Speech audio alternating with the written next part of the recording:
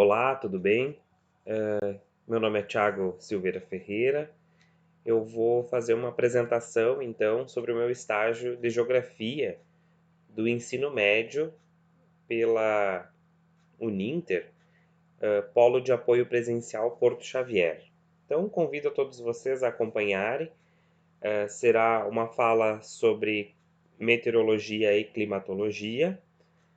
E, nesse tempo, né, também peço para que vocês façam o o like de vocês e o comentário. E o comentário, se possível, colocar o e-mail no comentário, que facilita, né, na hora de eu também elaborar a ficha, né, de frequência do estágio. Então, muito obrigado já pela sua presença aqui no meu canal e também apreciar um pouco, né, desse tema tão importante para nós, que está diretamente relacionado às mudanças climáticas. Então, a fala de hoje é sobre meteorologia e climatologia. Eu sou acadêmico da licenciatura em Geografia, né, segunda licenciatura, e a abordagem desse tema foi escolhida em virtude da grande necessidade que se tem de falar sobre as mudanças climáticas, a diferença mesmo entre clima e tempo, enfim, né? E como roteiro, né, dessa aula, nós temos a diferença entre meteorologia e clima, as principais variáveis meteorológicas, como a temperatura do ar, a umidade relativa, a precipitação, o vento, e um pouco, né, sobre as classificações climáticas que existem, de maneira geral, né, e de maneira mais específica, né?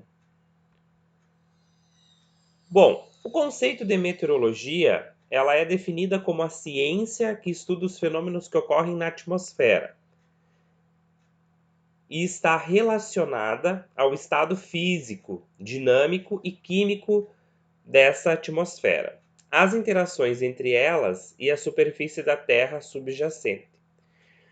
Então, tudo o que acontece na atmosfera e que compreende, né, a pequena fração, né, da superfície também terrestre, então essas trocas de energia né, fazem com que a atmosfera e essa parte, né, do solo tem uma constante variação, né, também definido por movimentos, né, astronômicos, como rotação, translação, posição segundo a linha do Equador, né, que a gente pode englobar.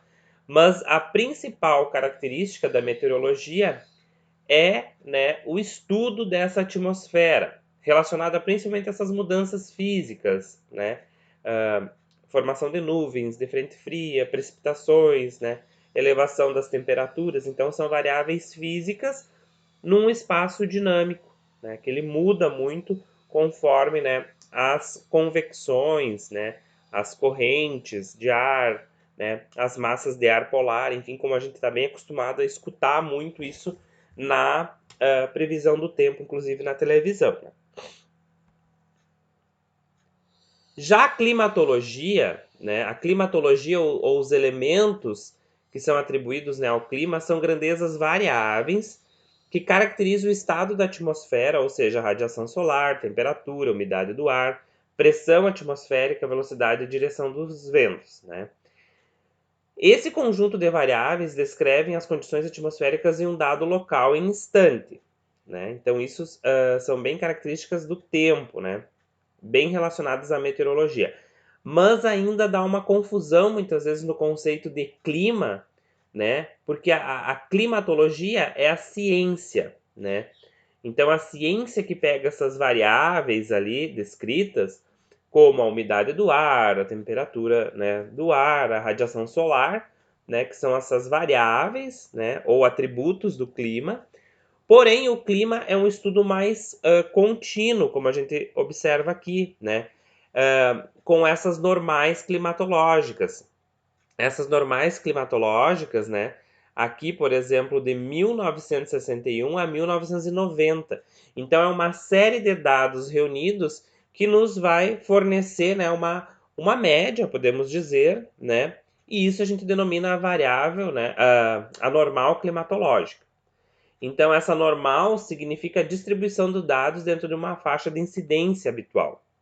Então, e aí que é uma grande diferença, né, entre o clima e o tempo, porque o tempo é a condição temporal, né? Então, vamos supor, em tal região está fazendo frio no momento, mas não é sempre frio. Aquele clima não quer dizer que aquele clima seja frio, né? Ou ao mesmo tempo tem uma estiagem em algum lugar, né? Que é a falta de chuva. Não quer dizer que naquele local é um clima seco, né? Então, a gente tem essas oscilações, inclusive as médias mostram isso, esses estudos, né? De normal climatológico. E a gente esbarra nessa diferença, né? Entre o tempo e o clima. O tempo é o estado da atmosfera, então, determinado pelo momento. Por exemplo, hoje, dia 24 de julho, qual é a condição do tempo? Às vezes a gente costuma dizer, né, qual é o clima de hoje, né? Mas na verdade o clima é o mesmo, né? O clima é uma classificação climática, né? O que muda são as condições do tempo mesmo, né? Então é previsão do tempo, né? E o clima é a sucessão habitual, né, dos estados de tempo de um determinado local. Então, por exemplo, aqui na nossa região, né, no Rio Grande do Sul, nessa época, nós temos as características de inverno, né?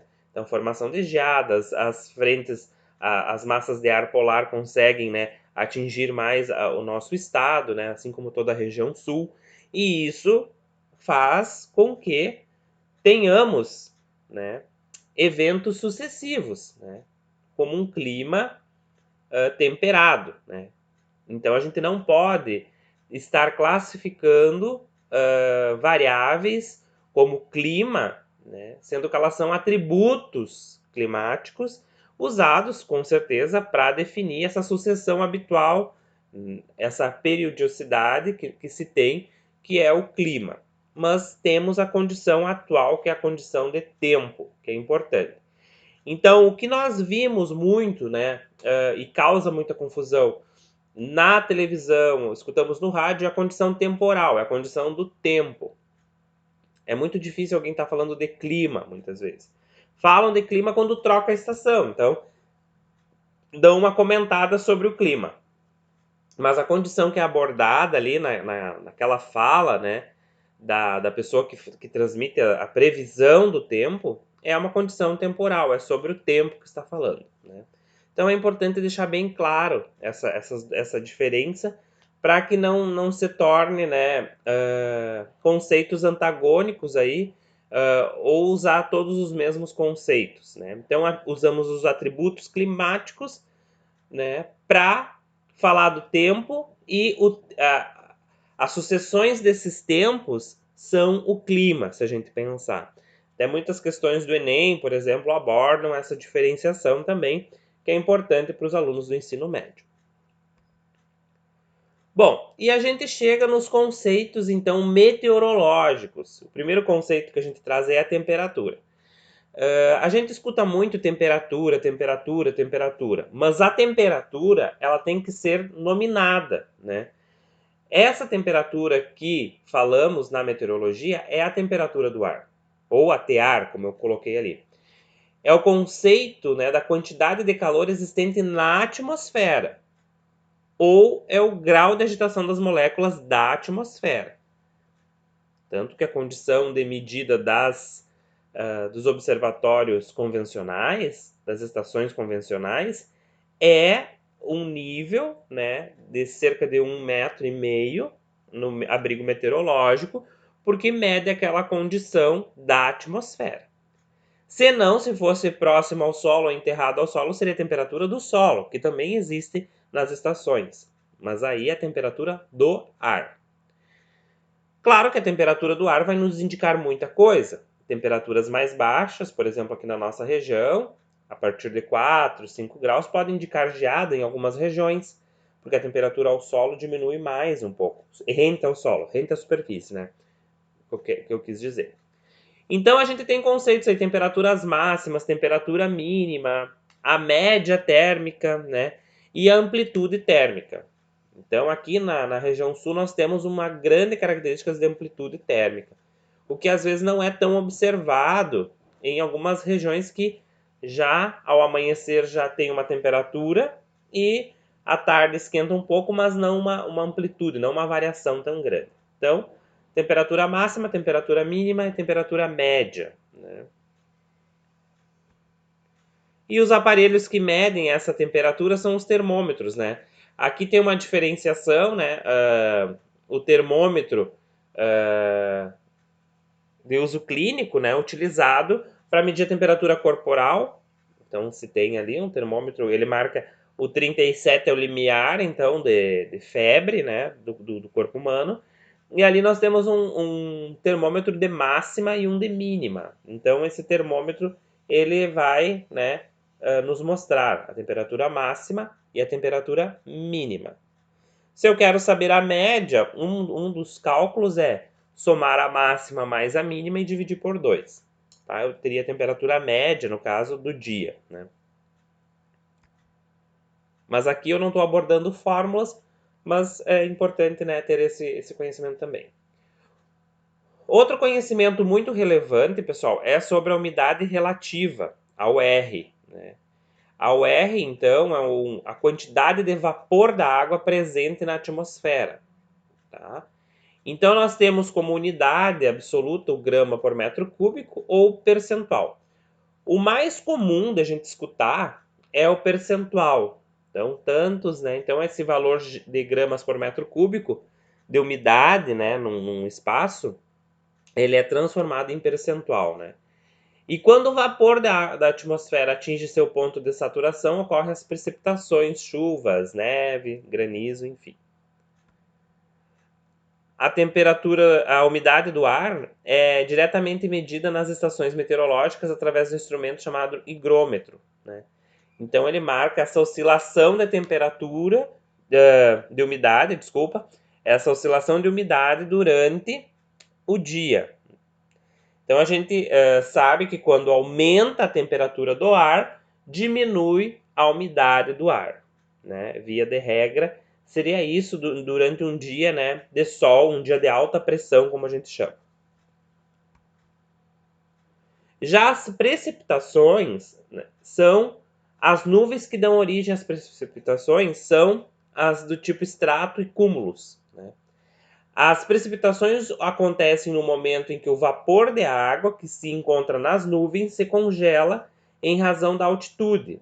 Então, através do frio, que é nessas altitudes, e a partir dessa condensação, se deslocam em direção à superfície terrestre em estado líquido ou sólido. Então, nós vamos ter ali a diferença entre esses processos de precipitação. Claro que o mais conhecido para nós é a chuva, né, que pode ocorrer durante o processo de evaporação da água nas zonas intertropicais do planeta. Tal processo causa chuvas abundantes. Pode também se desenvolver a partir de encontros de duas massas de ar, né? Uma ar quente e uma ar fria. Muito comum aqui na região sul, né? E também temos as precipitações como neve e granizo. A neve é um tipo de precipitação que ocorre através da temperatura das nuvens, né, de 0 graus, que promove o congelamento do vapor de água, produzindo dessa forma pequenos cristais de gelo. Esse tipo de precipitação é muito comum, né, em climas temperados e polares. Já o granizo corresponde a pedras de gelos que têm origem no alto das nuvens tipo cúmulos, lugar onde a temperatura é muito reduzida, né? Então, claro, neve e granizo, nós temos, principalmente o granizo, temos uma condição muito complicada, uma condição meteorológica temporal, quando ocorrem esses fenômenos. Lembrando que o granizo geralmente é mais isolado, tem condições mais específicas e é um efeito temporal mais rápido. Diferente da neve e da chuva, claro, tem chuvas de vários tipos, né? Que depois a gente até vai olhar, vai observar aqui. Mas o granizo, seguido depois da neve, né, causam mais danos, mais prejuízos, se a gente pensar nesse sentido. Nós temos a medida da chuva, que é feita por pluviômetros. Então, esse é um pluviômetro de estação meteorológica. Há aqueles pluviômetros comprados em agropecuárias, né, mas eles não têm medidas cientificamente corretas e a medida não é 100%, né? Então, há várias teorias que dizem que até aquele só serve para dizer que se choveu ou não choveu, não medindo tanto assim a quantidade, né? Que não tem uma aferição técnica, uma aferição científica nesse processo.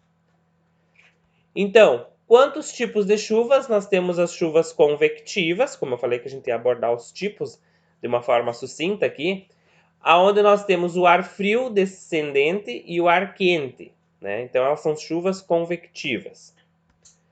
Outro tipo de chuva que nós temos é as chuvas orográficas, muito relacionadas ao tipo de relevo. Então, muitas vezes as nuvens não conseguem passar algum obstáculo e nesse processo, né, ocorrem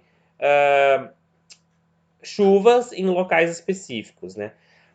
A questão das chuvas orográficas é muito comum, né, na região nordeste do Brasil, onde essa chuva não consegue ir para o interior do continente. E as típicas aqui da nossa região, que são os encontros de frente fria e ar quente, né? Então, a frente fria e o ar quente propiciando, né, chuvas frontais, que a gente chama. A outra variável meteorológica que a gente aborda aí é o vento. E o vento, o que é medido durante o vento? A sua velocidade e direção, porque ele influencia na precipitação, influencia nessa direção das nuvens. Conhecendo então a velocidade dos ventos, pode-se prever, né, quando uma massa de ar chegará a um determinado local. Para medir o vento, utilizam-se anemômetros. Então tem uma foto no outro slide sobre os anemômetros. É esse aparelho aí que ele mede a velocidade e a direção do vento, né? Então, são importantes, né, variáveis. O vento é uma característica meteorológica muito também importante em condições de aeroporto, né, em condições de portos marítimos, né, portos fluviais. Então, o vento, sim, é uma variável muito importante nesses campos aí. E indo para as classificações climáticas, a classificação climática é uma tentativa de reunir o maior número de elementos possíveis que possam, né, caracterizar os diferentes climas existentes em grupos, como, por exemplo, a temperatura, a precipitação, radiação. E ela é feita a partir de zonas, como as zonas polares, temperadas, a tropical, a subtropical e a equatorial. Então, como a gente observa aqui numa projeção, né, de um mapa no globo, a gente observa onde nós temos, né, os climas tropical seco, moderado, continental e polar, né? E é onde nós temos gelo permanente, que é o caso aqui da Antártida, e o caso da Groenlândia, aqui tem alguns lugares que nós temos gelo permanente. Começando pelo tropical, em verde aqui, em verde mais forte, nós temos as regiões aqui na América Latina, né?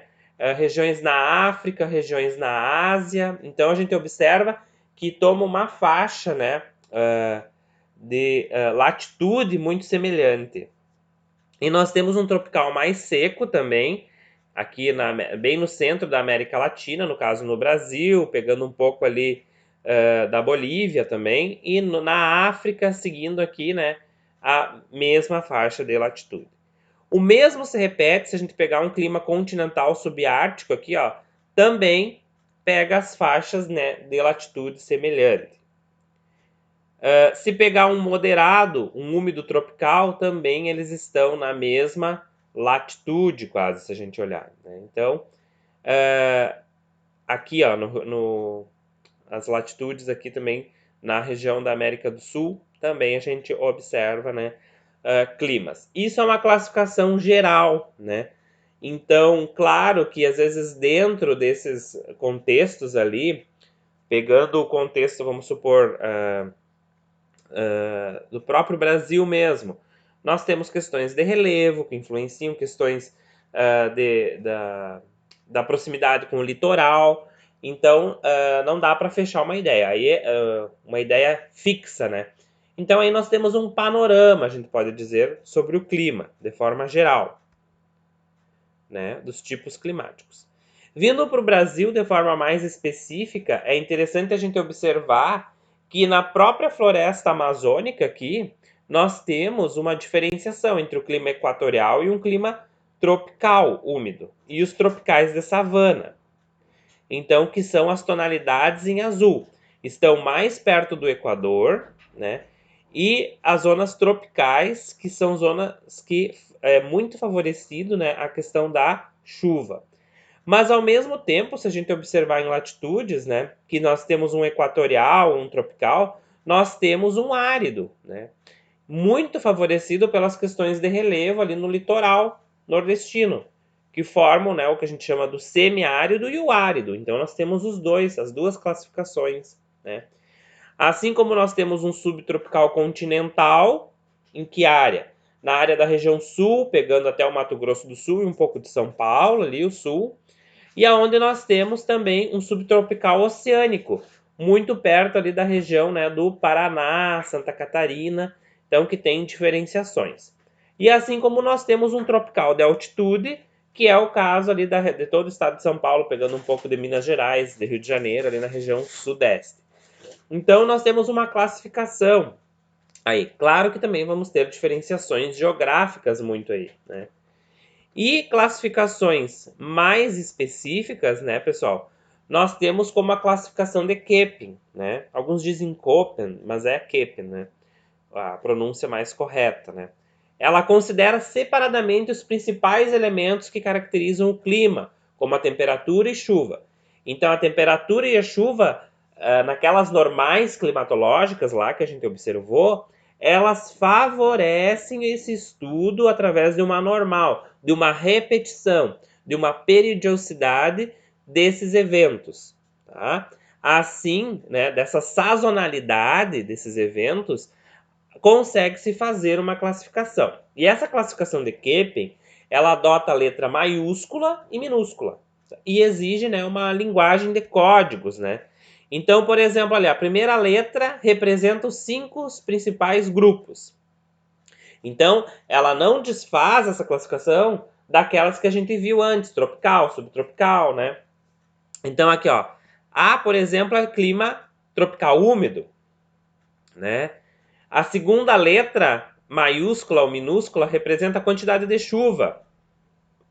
Sempre úmido, né? Por exemplo, o F ali, o S, steppe.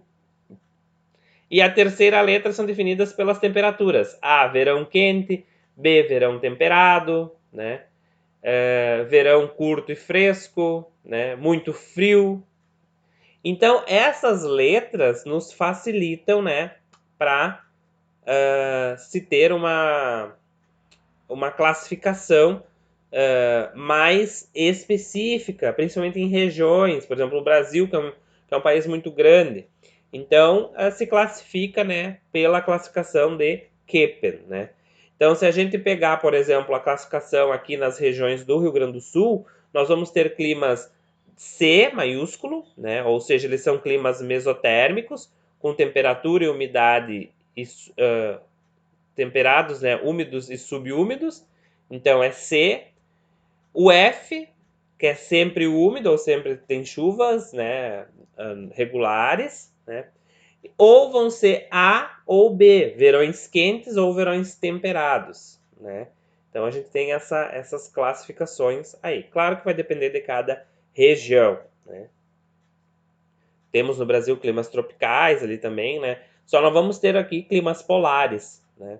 Então, que é mais difícil. E também climas D, né? Mas A, B e C são bem comuns aqui na região do Brasil. Tá? Então, aqui nós temos a classificação, ó, demonstrando, né, climas do Brasil pelos códigos, né, da classificação de Köppen, né? Então, pegando aqui essa grande área que nós temos aqui, ó, né, nós temos um CFA, com os verões quentes, e nessa região um CFB com verões mais amenos. Claro que isso tem números, né, pessoal? Entre o A e o B, né, tem diferenciações numéricas bem pontuais aí, né? Mas que para nível de ensino médio, o importante é vocês saberem como está discriminado nesse quadro anterior aqui, né? Então isso já é de grande valia para o nosso estudo. Aqui algumas referências que eu utilizei para abordar essa temática com vocês, né? Eu acho muito importante a gente falar, né, sobre as questões também de mudanças climáticas, dando uma pincelada aí para vocês, principalmente porque são questões que trazem, né, que vêm nos vestibulares, nos Enems, nos concursos como um todo, então essa problemática ambiental.